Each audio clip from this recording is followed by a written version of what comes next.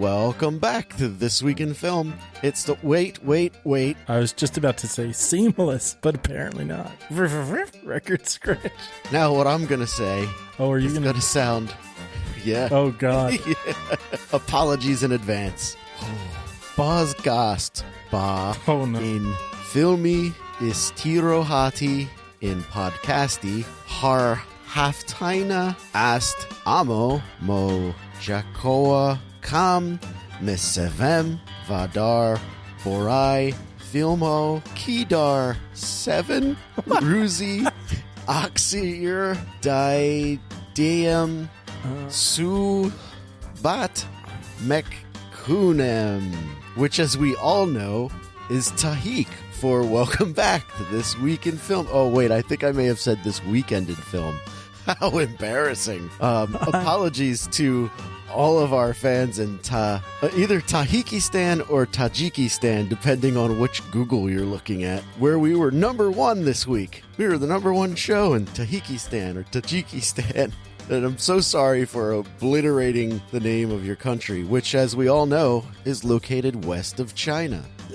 Thanks, Matt? Tajikistan, and welcome aboard. I, too, apologize for that, but we're happy to have you, and we hope you'll continue to listen in spite of it. They're a presidential republic consisting of 4 provinces. Oh, and now we know that. Thanks, folks. Tajikistan, according to Wikipedia. Tajikistan. Let us know how awful. What did I actually Please say? correct us.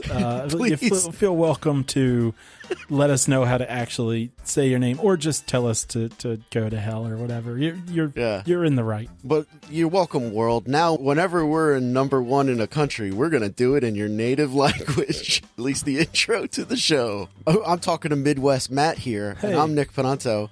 Matt, how's it going? It's going all right. How are you, Nick? I'm doing all right. I have seen 2 movies this week, and boy, I can't wait to tell you about them. Do you remember what they were? I do. Apparently it was Bible Adventures week on This Week in Film, and I watched a movie called The Christ Slayer from 2019, and another Jesus movie called 40 Nights from 2016. Well, all right then. I watched 3 billboards outside Ebbing, Missouri, and a movie called The Lodge from 2019. Well, yours sound more prestigious, so I'll go first.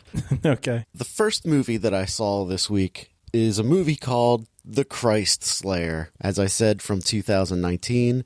It is directed by Nathaniel Knowes, and this is part 3 of the Quest trilogy, which is a trilogy I know nothing about. Did you know it was part 3 when you started it? We read that and went, we'll figure it out. And no. I mean, we ended up being able to follow along, but for the most part, no. And then the other movie that I watched, The 40 Nights, is part 1 of the trilogy. Oh. This story is the story. It's a Bible adventure, but it tells, I'm going to send you a text right now. Uh-huh. And I want you to pretend it's ancient Roman times. Okay. All right? Uh-huh. What is that lion getting ready to do to those people? What is the name that I have just texted you? Longinus.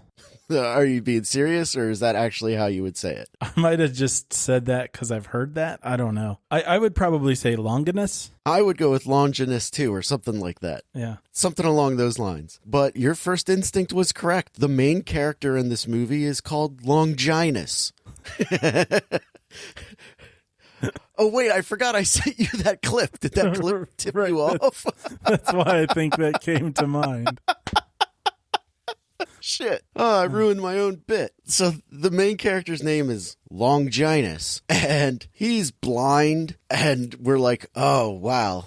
He's blind and was because he was blinded as a child. Now, you won't be able to tell that because most of the time when he's walking around acting blind, he acts as if he was blinded last week and he's just becoming a blind man instead of walking around with a certain level of, this guy's no daredevil. Okay. And like he walks around like he's drunk all the time and he's just very unsteady on his feet. And, that's fine for a blind person in Jesus' times. Like, I don't think you'd get that far unless you had wealth like this guy's family comes from. But my wife and I, who were watching this movie, we thought that, we must have gotten Longinus's story in the previous movies. Like, what happened to him? Why did this guy blind him? And as a child and like all this stuff. And the answer is no, you don't. No, the one flashback you get to him as a priest going, "Hi, I'm Longinus. Who are you?" And the old man says, "I am Fate." And then he like reaches to his eyes and you hear a child screaming. And that's the backstory you get on why this guy is blind. That's so much. No, it's not. It's not much at all. So this movie is 2 hours long. If it was an hour and a half or an hour and 25 minutes, this would be my new The Room. Oh, man. And I am not exaggerating. Like the first hour of this movie took us an hour and 15 minutes to get through because we couldn't stop laughing to rewind it and watch stuff again. This is the most poorly written, poorly edited movie you've ever seen. I will say, beautifully shot. It's gorgeous. Nathaniel Knows got an eye for cinematography. It's beautiful looking. But Nathaniel Knows, who is also the editor of the movie, sucks at editing. Because you got characters flipping sides. You got sword sound effects. Like, the sound of two swords rubbing against each other. Yeah, it's like a scraping, like a sharp scraping sound. You got that noise when a sword's just moving through the air. Just things like that. But on top of very well and competently shot footage. It's mind-boggling. This movie starts off with Longinus. He's training to be I guess like a Roman centurion or something like that. I can't remember. And this guy who's not Rob Riggle is training him, and he's a dick to Longinus. And he just keeps asking him, like, who's the better swordsman, me or Crispus?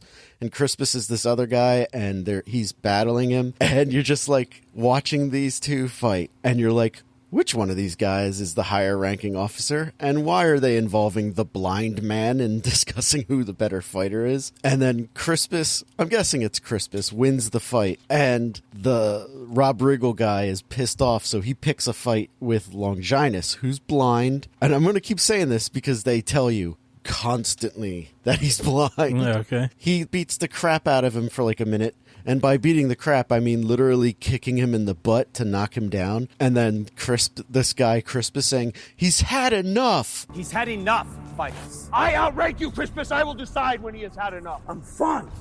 Over and over again. I think we got every instance of him saying it. And he's had enough. I will say when he has had enough. And then he kicks him in the butt again. And then Longinus gets pissed off and comes up with his sword, and like they clash swords like 4 times, like cling, cling, cling, cling. Longinus all of a sudden did turn into Daredevil, and he can see what this guy's doing. And if I had seen this in real life, blind man not only parry 1 sword strike, but 4 in a row, that would be the most amazing thing I've ever seen. You'd be like, wow, that was cool. And then he does it 2 more times. And the guy who he's fighting is just like, you're a terrible fighter.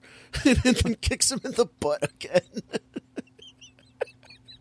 It's so stupid. Okay.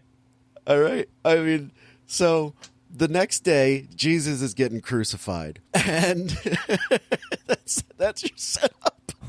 Crucifixion. Jesus. It's just a thing that's happening. Yeah. And Jesus is played by DJ Perry, who I don't know if that's like his club name or if it's like Derek Joseph or whatever. But since we started this, I have just been referring to him as DJ Perry, which is fun. Good times. I'm And sure he's got- Jill loves that.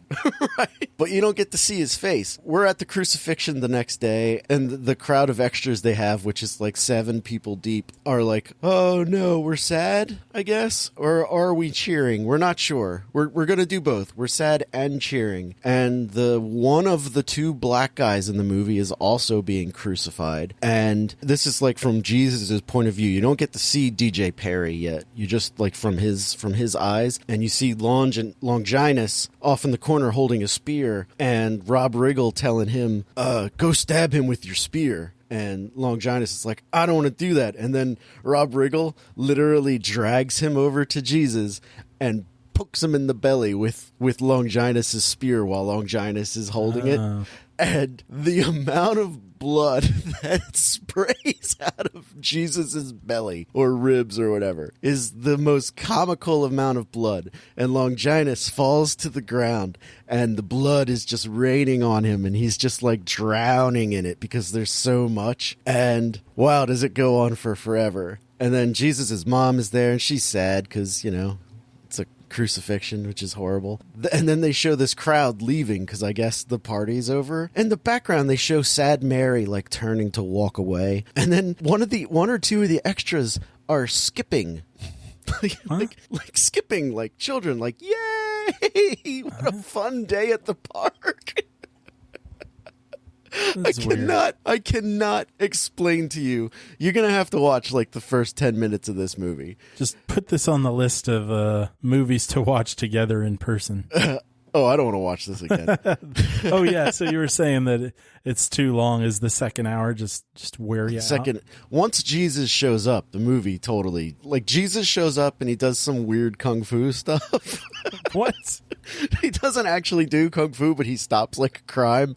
And this one dude is like, oh, and starts crying and runs away. And you're like, oh, Jesus is the one. And then he like joins up with Longinus. And this is after the crucifixion. So it's like 3 days later, and the resurrection has happened. And I got a real problem with Christianity. I'm not going to really get into it here, but for the most part, the New Testament and the Old Testament, the Bible in general, is just kind of lousy storytelling. The general theme is kind of interesting, but as far as telling a coherent story, it is all over the place. This is a question that I had going into this movie, knowing that it was like a Jesus movie and it's like a resurrection, like post-resurrection kind of thing.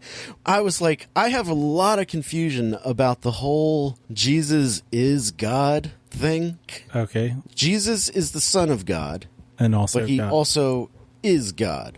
It's really bad storytelling because it's having your cake and eating it too. Because he can be like, oh, I'm just a lonely man, but I'm also a god when it's convenient. And it's just like, it's just real bad storytelling. And I'm just like, just explain to me how you can be both things at once and also unsure of it. I'm just like, explain this to me, movie. And the movie is not coherent enough to try to explain a topic not like gonna that. Resolve this one for you, huh? Right. And I'm watching this movie. Like, here I am, potential convert to your church, you know? Maybe I'm going to join up after watching your Jesus movie, and you got nothing for me. You got no answers.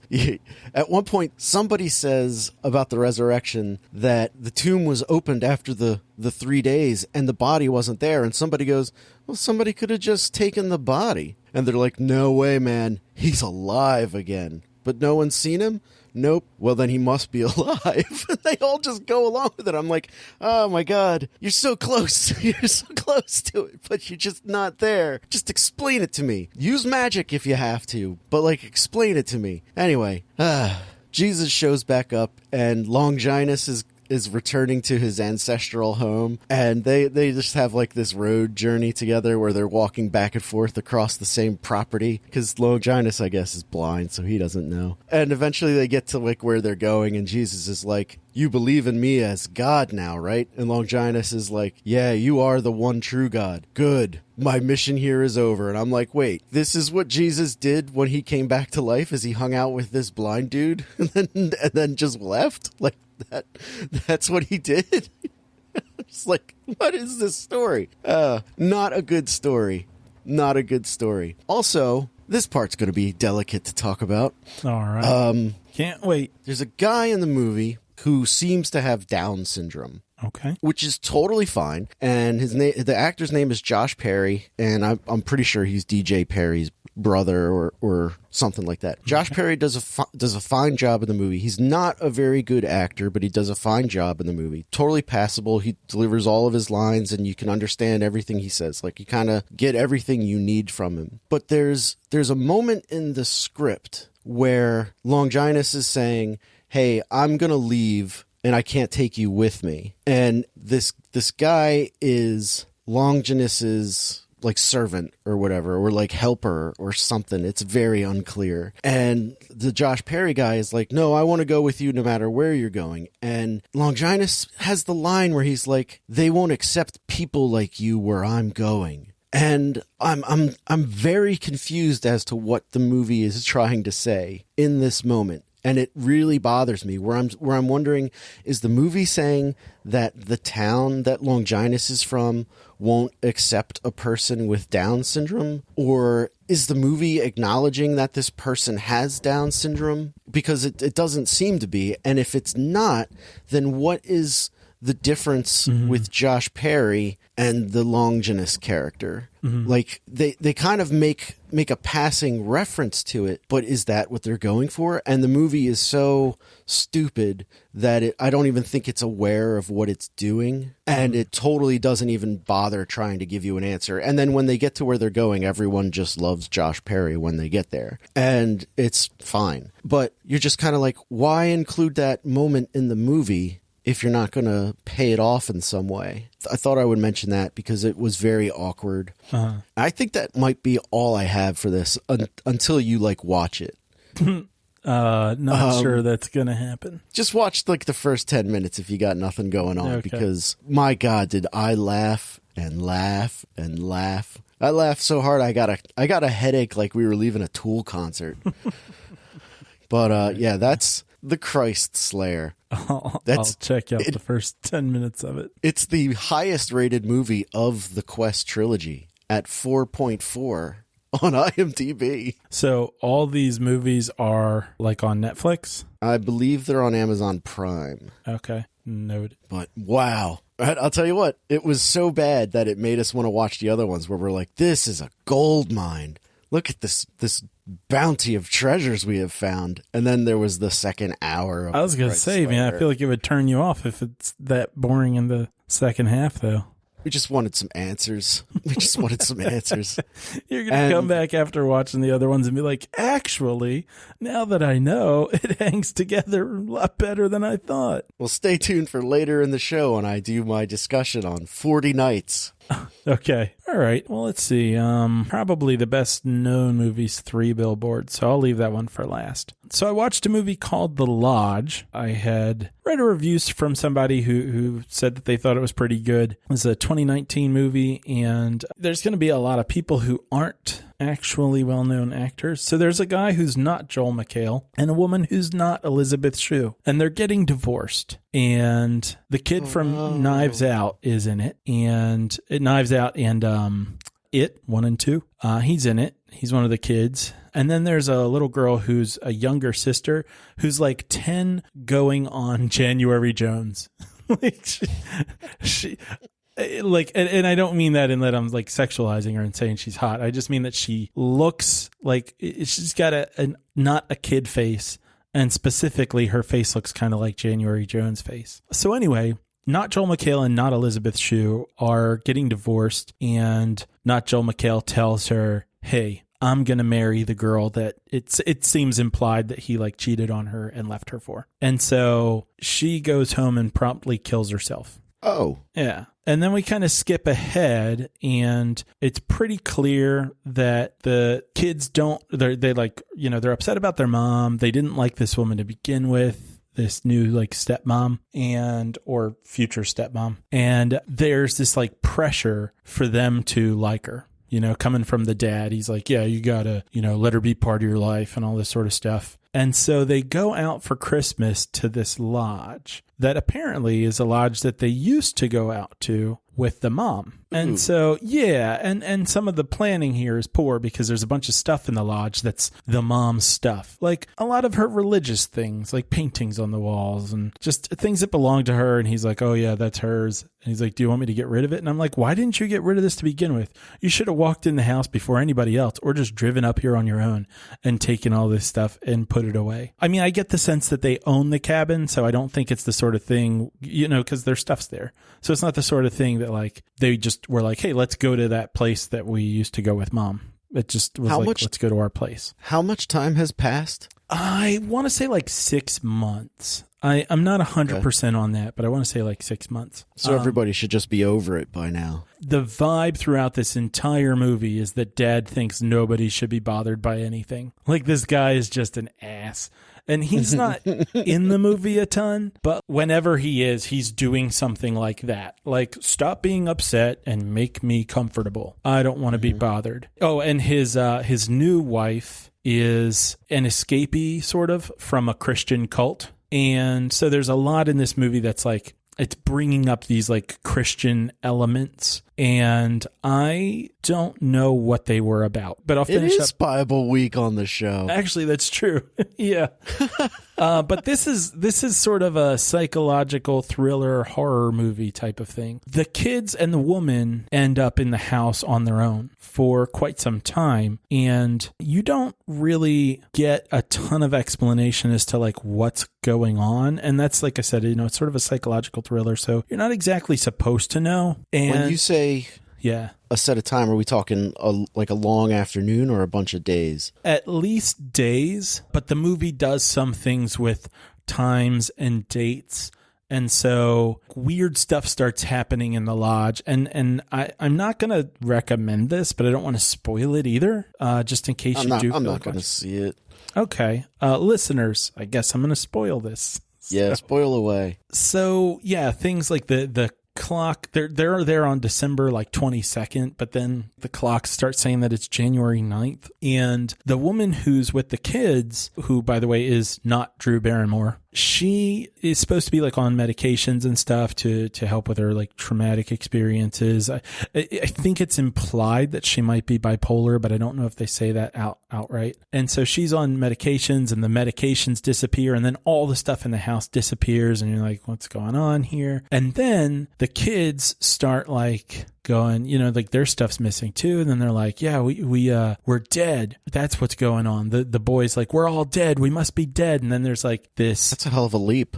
Well, then there's like this like newspaper that's out front, and there's this photograph of all of them with a flower, and it's like rest in peace, and all their phones are dead. And at some point the woman like hears the girl on the phone, and she yells at her, and she takes her phone. She's like, you've had a phone working this whole time, but it's not. And then it becomes revealed. Oh. And the boy hangs himself. Oh, God. To prove that they're not I was going to say, dead. To prove that they're dead? Yeah. So she's like, oh, my God. And he's like, no, look, I'm still alive. See, I'm not dead at all. I'm fine because we're already dead. As he's like hanging. Oh, I see.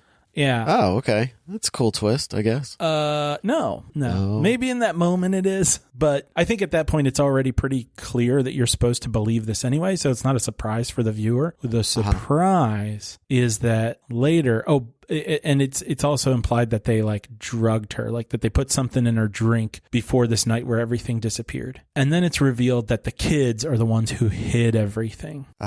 Yeah. So they're trying to trick her into thinking that they're all dead. And then it's kind of unclear because the girl's like, yeah, I've been talking to, my phone actually is almost dead or something.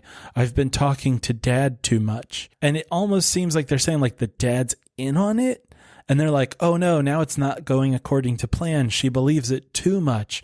We need to convince her that we actually are alive and that we were just pretending, which is the truth. And then she doesn't believe them. Meanwhile, the whole time, the dad hasn't been talking to her. There's some sort of BS line where she's like leaving a message for him, and she's like, it's probably better if you text. But then it seems like she hasn't even been getting texts or anything. It really doesn't make sense. There's a good moment in this movie.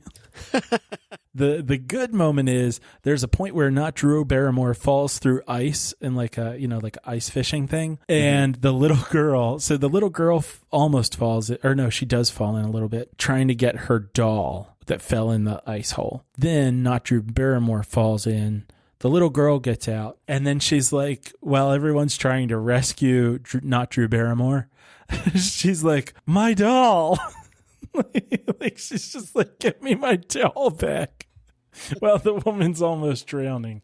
So that was the highlight of the movie. But the rest of this movie doesn't make a whole lot of sense. It's not awful, but it doesn't come together well at all. There were things about it that started out awfully. Like I made a note early on that said this movie is shot like ass because it just looks like found footage, but still. Like, so it's not like a moving camera, but the shots are just like, they're just bad shots where everything is in focus and things are just shot in the most boring way possible.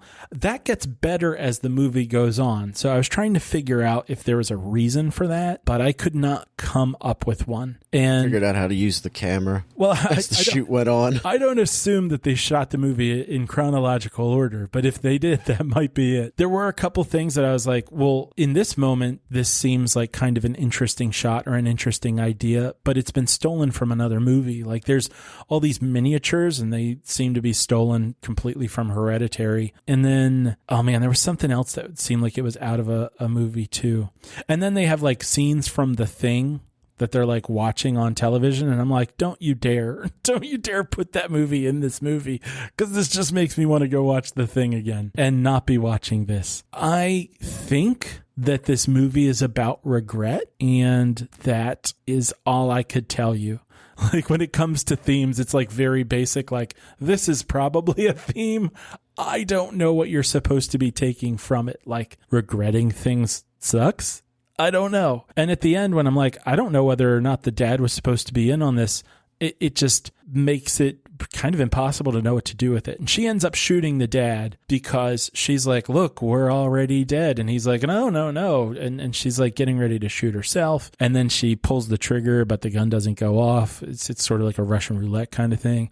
Then she shoots the dad in the head. So he's dead. And then she basically... I think that all rhymed. Yeah, well, I speak in iambic pentameter too. You just gotta listen for it. And then the movie ends with her putting duct tape over the kids' mouths and having a gun with bullets in it still. So you're, I guess, assuming that she's going to kill them all. The movie throughout it seems to want us to feel like she's the bad guy. But even before you find out that the kids are in on it, it's like, I don't really blame her. I kind of feel for her. So like she fell in love with this guy. He left his wife for her.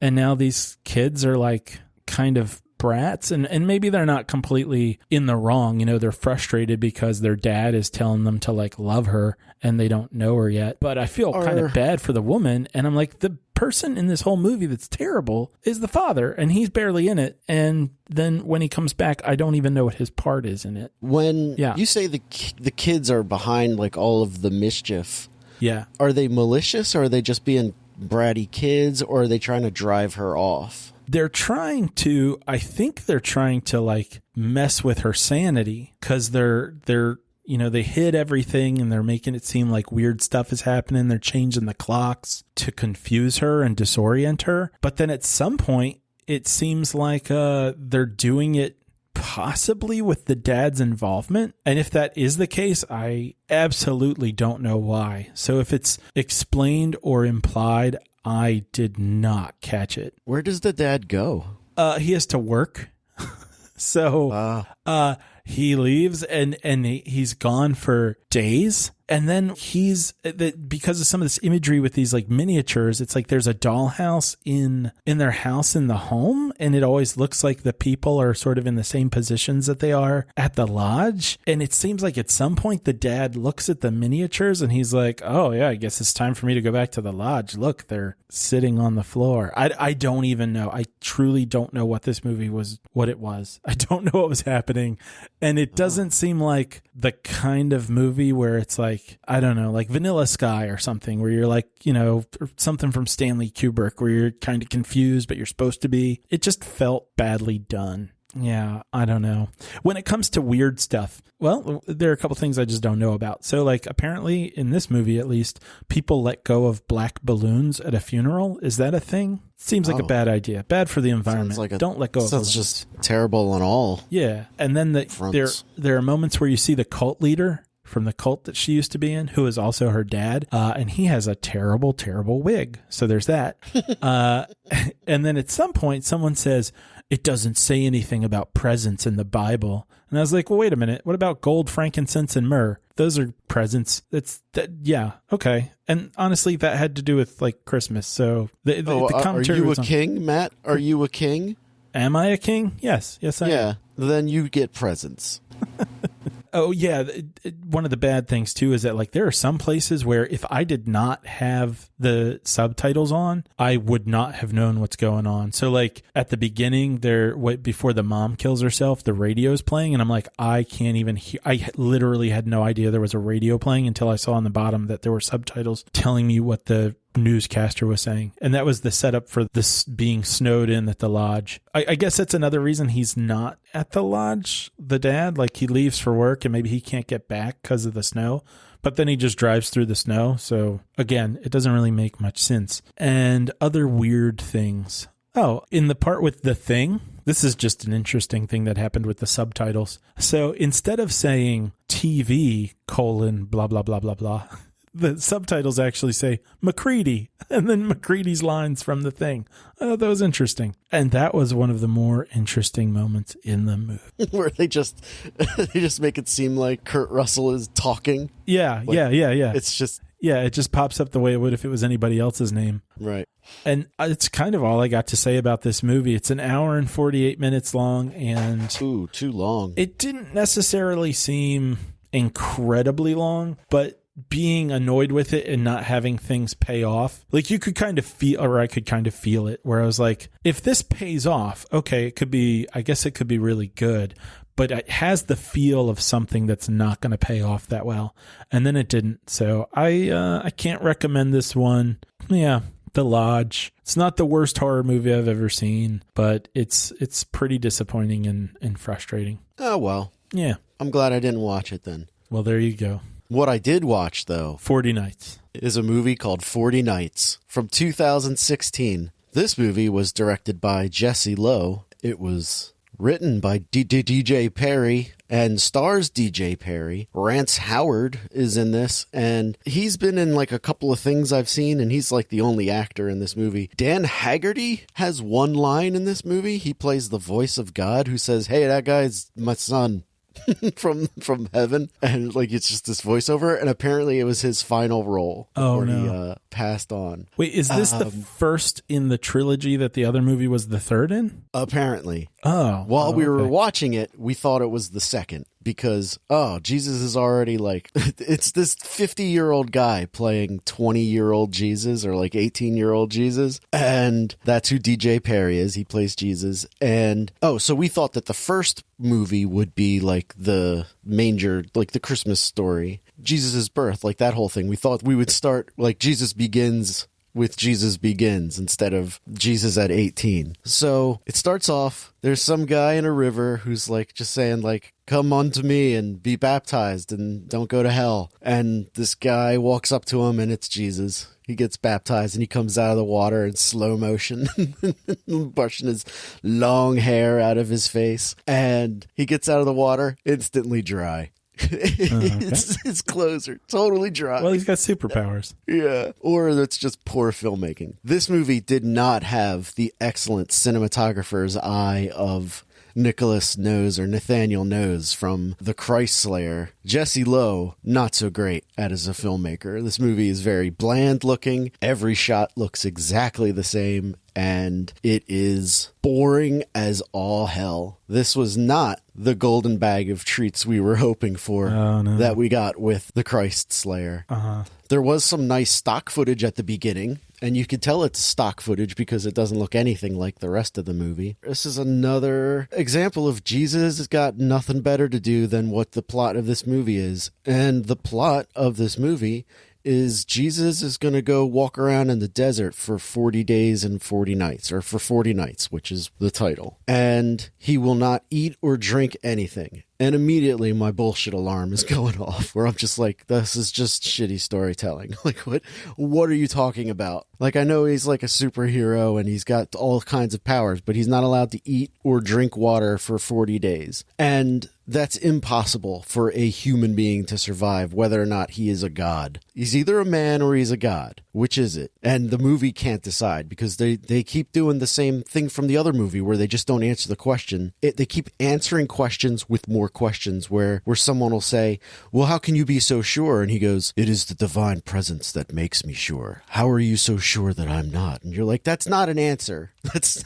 like, stop dodging the question, you bastard. Stop backwards talking and just answer a question. You have no idea how much time is passing, because the DJ Perry looks like he's putting on weight as the movie goes along. When the movie was over, I said to Jill, I was like, if this movie starred Christian Bale, by the end of the movie, he would look like he did at the end of The Machinist, which is a movie I haven't seen. Oh, that's a good movie. That's what I hear. I just haven't gotten around to it. Yeah. I watched 40 Nights. And so this DJ Perry dude looks like he's just putting on weight as the movie goes on. He doesn't look thirsty. He doesn't look sunburned. The only thing they do to show that time has passed is he's got the robe that he's wearing has some holes in it now, because it's tough out there in the desert. And the antagonist of this movie is the devil. And the devil is played by 3 different actors. One is a boy. The other is a middle-aged man, played by the Rob Riggle guy from the other movie,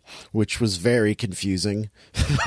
Because is the Rob Riggle guy in the other movie also the devil? Or is that just this guy's got 10 friends and he's one of them? And then Rance Howard plays the old man devil. And the Rance Howard old man devil is the best part of the movie when he shows up, because he makes some legit points where you're like, oh, that's a good point. Oh, I like this combative energy we've got going on between Jesus and the devil. And Jesus is just giving non-answer after non-answer. And you're like, you're not selling me on this religion, JC. Come on. So Jesus is in the desert. It's somewhere between day 1 and day 40.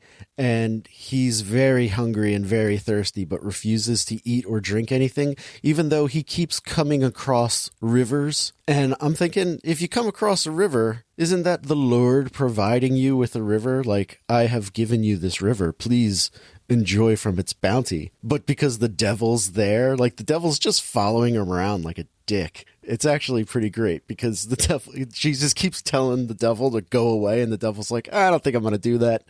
He just sticks around. But the kid actor is just the worst. And then the Rob Riggle guy is not much better. So Jesus is walking around and the devil's there just talking about how much he loves food and how much he loves to drink water. And Jesus just wants to pray and meditate on his super fast, what's it called, where you go on his super walkabout, like when you're in Australia. Yeah, there you go. But he's not going anywhere. His objective is to just get lost and then come back, and it will take 40 days exactly. And he knows this. And that's what he tells his buddies before he leaves camp. And he wakes up one morning and he goes, hey, I'm going to go on a 40-day walk. And this date or fig that I'm eating is going to be the last thing I eat. So I'm going to enjoy this. And I'll see you in a little over a month. And they're all like, okay, bye, Jesus. And he's like, see you later. And then he just like walks down the same hill, because they have one location for this movie. And at one point he makes friends with a lamb. This lamb is lost, and he makes friends with the lamb. And the lamb had a credit in the credits of the movie, and the lamb's name is Mr. T-Rex. I enjoyed that. Okay. I enjoyed that quite a bit. I was like, oh, good for the lamb. I wonder if that's a Jurassic Park reference. I wondered that too. The guy who plays Jesus is terrible in this movie. He's much better in the third movie than he is in this one. This movie, he just looks bored a lot. Sometimes he's just staring at the camera, and it's very uncomfortable. At one point he goes to light a fire and he just can't do it, so the camera pans away.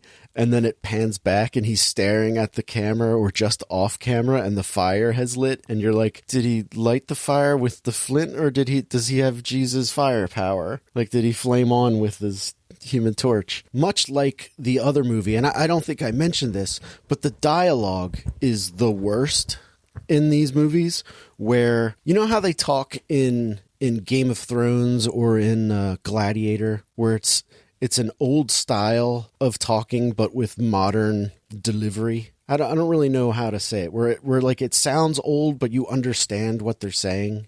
Okay, so just like not authentic. It's more just stylistic. Right, where it just feels like, it feels like we're saying old-timey things, and I'm very smart because I can understand what they're saying. Okay.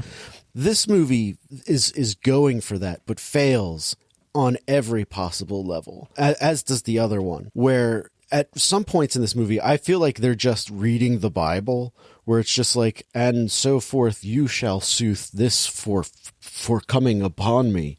And you're like, nobody would say that. That's one, that's not good dialogue, and two, it's delivered poorly.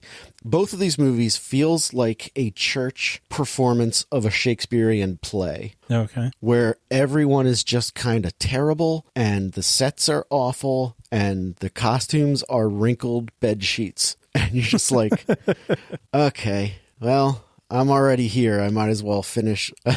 We're going out to dinner after this. We might as well finish watching it. And it just goes on and on and on. The philosophical debate that the devil brings up at the end is, he says to Jesus, because he's basically tempting Jesus the whole time, where he's like, just give up on this whole God thing and join me, and together we can rule the universe, basically. He's doing a whole Darth Vader. And Jesus is like, no. But like as his quest goes on, he's like weaker and weaker because he hasn't eaten or drinking anything for a month. And the devil is an old man now, and he says, well, listen to this. I got one more good point for you. And I think it's a pretty good point. God created man, right? And Jesus is like, that he did in his own image, and gave them the choice of free will. And Jesus doesn't seem particularly happy with that decision. The free will thing is a big theme in these movies, where free will is bad, because in the Garden of Eden, when the devil offers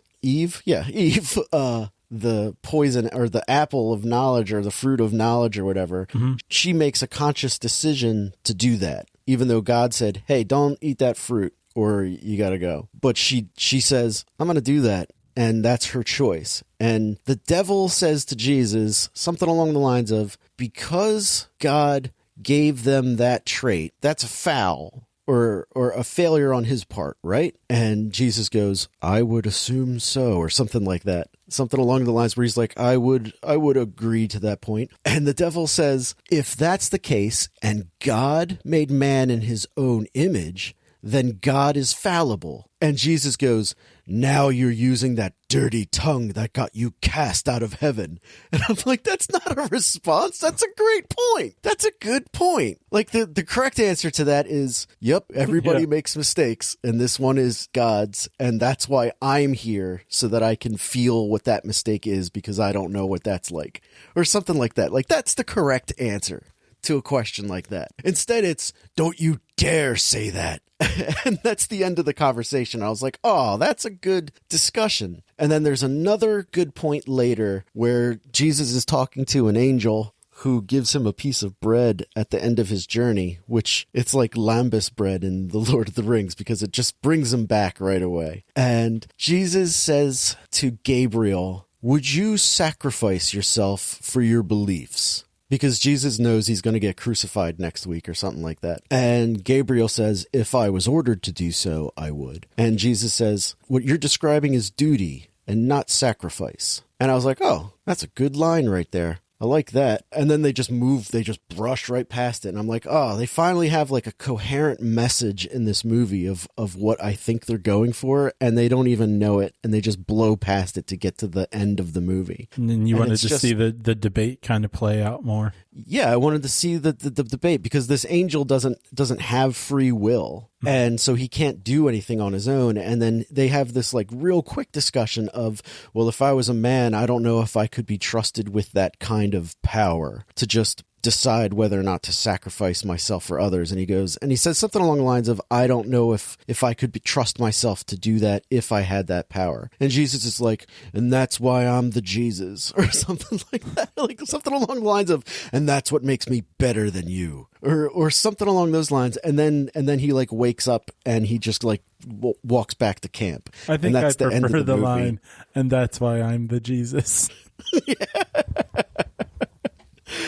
Also, during this movie, there's a lot of flashbacks to when he's a child and to when he's 14 going on 50. And sometimes they call him Jesus and other times they call him Jesus or Jesus or something.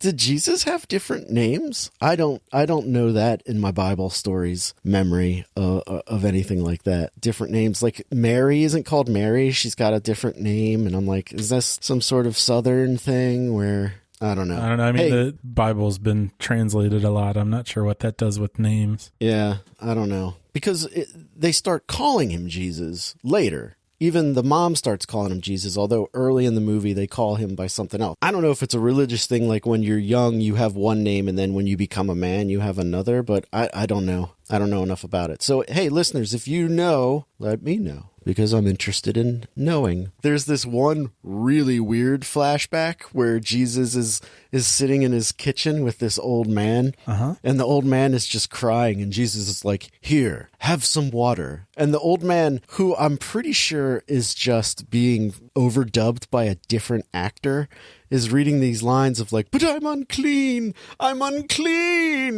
And he's like, that's fine. Please just drink the water. And the old man tells this story about how his family is dead. And Jesus is like, yeah, but that's fine. They're with God now. And the old man's like, oh, okay. And Jesus goes, would you like some bread? And the old man goes, sure, I'll have a piece of bread. He takes a bite of the bread and he goes, I can't taste it because my family is dead. What? And Jesus is like, they're with God. The bread is fine. And the man goes, you're right. It is good bread. I'll have some more. And that's the end of the scene. Okay. It's so weird. Also, Jesus spends 40 days in the desert, doesn't sweat at all. This movie would make a lot more sense if he said he spent 5 days in the desert. As opposed to 40. Yeah, like I think 40 is just there because it's extreme. Like, who could do 40 days? But realistically, if you're trying to tell a story like this, 4 or 5 days is the most a person can go without drinking water. And he doesn't have anything. Like the devil offers him water a couple of times, and there's a few times where he comes across water and he just doesn't drink it. But he does take time to cool his face off. He takes like a little quick bath, but doesn't drink anything. And I'm just like, if this was a movie that took place over 5 days and on the 5th day he's just straight tripping balls because he's losing his mind, it would make a lot more sense. But the 40 days thing is just too much. It's just way too unbelievable. All right. Are you done with this one? Done. Okay. So one more thing. 3 billboards outside of Ebbing, Missouri. I think this is from 2019 as well. Is that right? Actually, now I'm starting to think maybe it's longer than that. I feel like it's 2017. Really? Let's see. Yeah, it is 2017. Slam dunk. 3 billboards outside Ebbing, Missouri, 2017. A woman decides to pay for the billboards on a seldom used road to pressure the police into investigating her daughter's murder. And this is based loosely on true events. It was actually a father who was taking steps like this, and his daughter was murdered, and I believe, could be off on this, but I believe she was like in her 30s. This is like a teenage daughter. And so she pays to have these 3 billboards criticizing the police and saying that they're not doing anything to look for the murderer and rapist of her daughter. And the movie kind of follows how this all unfolds between her and people in the police department and her son. The woman is played by Frances McDormand. The police chief is played by Woody Harrelson. And the cop, there are a couple different cops, but the main cop other than him is played by Sam Rockwell. And so you're really seeing these like assortment of different people responding differently to the situation, differently to each other. There's a lot of character arc going on in this movie, watching people change. And I thought the performances were really good. You get to see a lot of people getting their asses handed to them verbally, like big confrontation moments. A lot of movies only have like one or two of those. This movie's got like a handful because the protagonist she's a flawed character, but she's just kind of ballsy. Like she's sort of got that nothing to lose kind of, I'm just not going to kowtow to anybody. She makes mistakes though. Things don't go smoothly throughout the movie. It's a really dark comedy. So there are, in spite of it being really a dark movie, there's a lot of humor and it's surprisingly funny. Like the humor, even it's in some pretty heavy moments and it's still, they sort of thread a needle with a lot of those moments. Is this a Coen Brothers movie? I don't think so, but it does sort of have that kind of feel. If you were to tell me it was, I wouldn't be surprised. Let me check. I can tell you. The writer is Martin McDonough, and so's the director. Yeah, Woody Harrelson's character, like the chief, he's a pretty interesting mix. It's like not really villainous and not really heroic. You can sort of be on everybody's side, although the Sam Rockwell character, there are a lot of parts of the movie where it's like, I'm not quite sure where he's coming from. You can just tell he's kind of in a bad place, but he's a little less sympathetic for a lot of parts in the movie. There are kind of almost like fantastical shades of not fantastical, like just like really far out there, but like it's not like a Life Aquatic with Steve Zissou kind of thing. No like glowing creatures and whatnot. So it's the opposite of whatever movie I was talking about a couple weeks ago. But it is sort of fantastical in that like the interactions are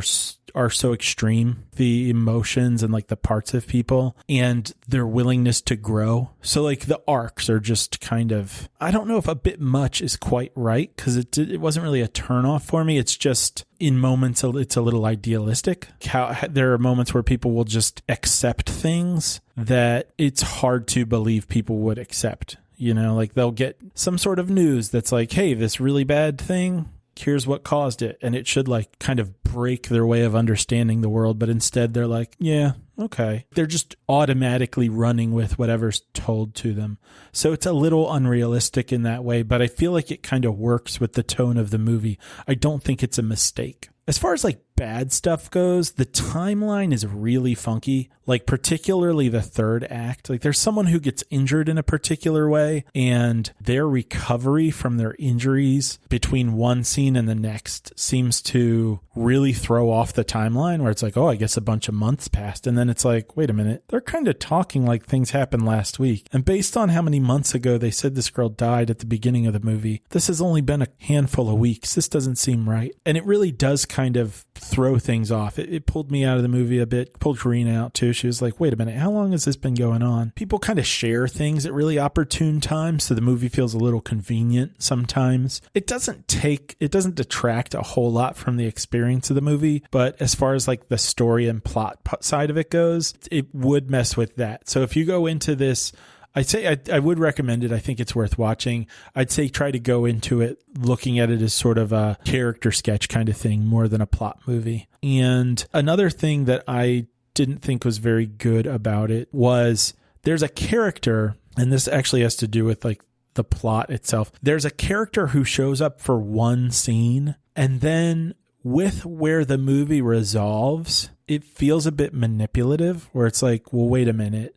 I know we're leaving with a few things ambiguous and we're probably supposed to leave them with some loose ends, but with what we discover, why was this character in the scene that he was in earlier doing what he was doing? And that part actually really, that part bugged me. Like this one particular character being there felt like a real cheat. It was pretty frustrating. I don't mind the movie ending with some ambiguity going on, but the way that part played out just seemed kind of cheap. And so the weird stuff is probably like the questions that leaves in the air. And like, it's not just questions about what's going on in the movie, but like what the movie makers were going for. But all in all, I think the performances are worth it. I think it's such a kind of unique movie in the tone that it strikes. And the fact that it manages to be successful at humor with as dark as everything is pretty interesting and impressive. So I would say, I'm not real hesitant to say check it out, unless you just don't like movies that are very dark, because it's dark. It's very dark. I think you would like it.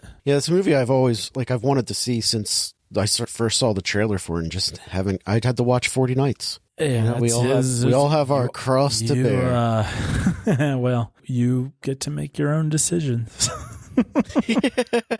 Is that all you have for that? Yeah, I think so. I think it'd probably be, once you do see it, it would be a pretty interesting movie to talk over together, but I don't have anything else to add right now. Well, that brings us to the next segment on our show, where we do our 5-on-5 segment. 5-on-5. There, it's got a theme song now. Oh, gotta love that theme song. Just keeps getting better and better.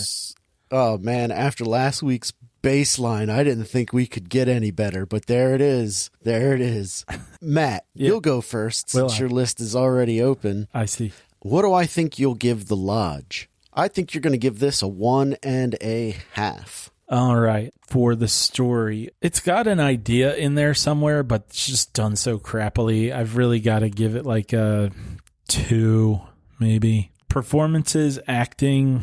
The husband's not very good. The kids are okay. Not Drew Barrymore was pretty decent. I'd give the acting a 2. I'm just going to give it a 2. Pacing's pretty... It definitely could have been edited down quite a bit. This movie should have been maybe an hour 25, maybe an hour and a half if something was added, but it's kind of stretched out and without the payoff. I think the most I can give it is a 2 for pacing. Aesthetics were garbage, so I give it a 1. Actually, no, that's not fair, because the aesthetics did get better. The cinematography got better, more engaging, more interesting. So I would give it a 1 or like a 3. So I'll give it a 2. And enjoyment, I'm going to give it a 1.5. No, that's a little low. I'll give it a 2 for enjoyment. 2 out of 5. Wow. 2s across the board. Yeah. So exciting. That makes your average score a 2. All right. Well, let's see. The other one was 3 Billboards Outside Ebbing, Missouri. What do you think I'll give that? I think you'll give 3 Billboards a 3. All right. This is more of a themes thing than a plot thing. It's got some plot stuff. I'm going to give that a 3.5. The acting is really, really solid. I think I've got to go with like a 4.5 on that. The pacing gets so wacky in like the end of the second act and then the third act. I feel like the pacing's got to get a heavy ding for that. So maybe 2. That might be a bit more of a plot issue, but like I said, the movie itself so much more about theme. I'll say that's in there. Aesthetics. I think it was a well shot movie. There's definitely some good imagery in there. The billboards themselves are very like eye-catching as they're supposed to be. I'm going to give the aesthetics a 3. And enjoyment, I think I'm going to have to give it a 3.5 for enjoyment, because I was engaged the whole time. Your average score for that comes out to be a 3.3. Okay. Which does not crack the top 10. No. Better luck next time. Opening my list, Matt, what do you think I'm going to give The Christ Slayer? 2. A 2. So plot for this movie, not very good. There's a couple of interesting themes in there. A few religious references, I think. But overall, the plot, I'm going to have to give it, I think I'm going to give it a pretty bland 2. 2.5. A 2. A 2. The acting is pretty atrocious. I'm going to give it a 1 for acting. Pacing, it gets a 0.5. Because, goddamn it, is it an hour too long? Even though it's 2 hours long, it's just too long. The aesthetics, now this is difficult because while the movie looks beautiful and is shot very well, it's edited like crap. And there's terrible sound effects and generic sound effects at that. Like where you just buy a sound effects CD and use those. Where I would give it a 4 for like the cinematography, I'd have to give it a 1 for everything else. So I think I'm going to have to give it, gosh, I guess like a 2.5. I guess 2.5 is fair. 2. It gets a 2 because some of those edits are just mind-boggling. Like shot to shot, the person is like on this side and then he's on that side. And then he's back on the other side. Now, enjoyment is another difficult one because for the first hour, this was the best movie I had ever seen.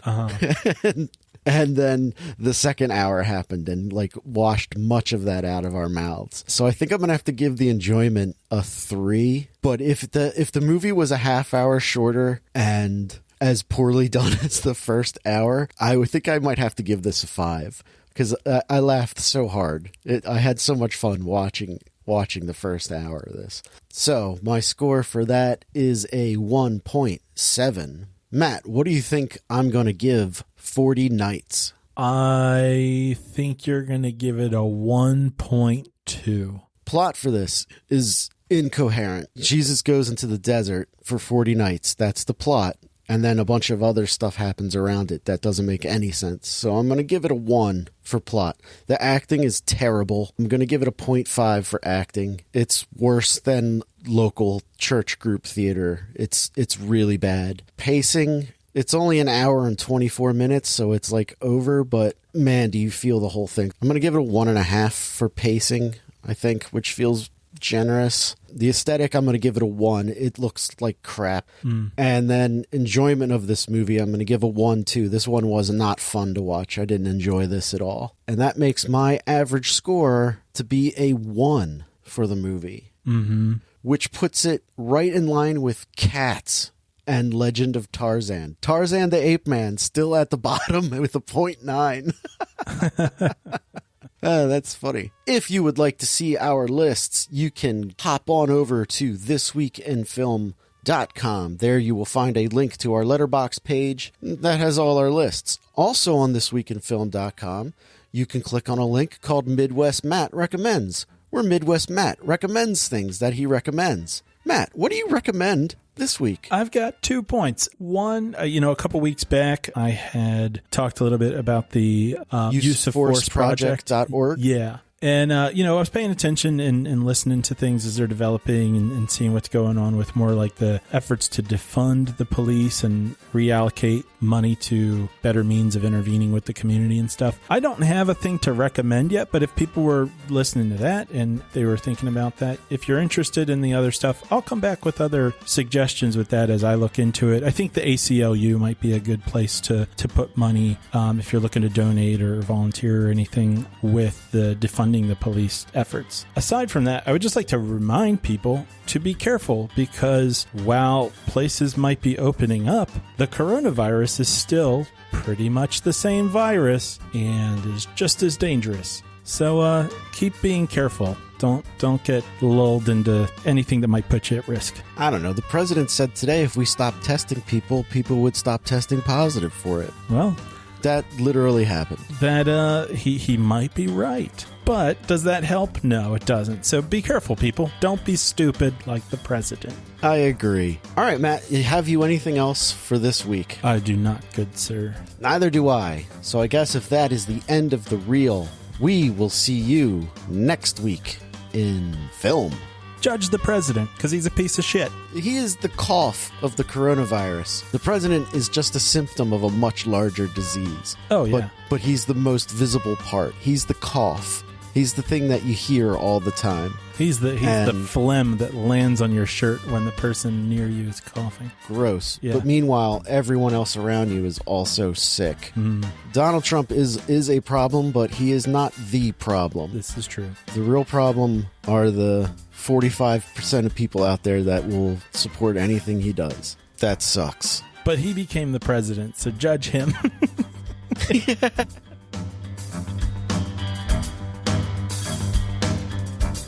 He's had enough, Fights. I outrank you, Crispus. I will decide when he has had enough. I'm fine.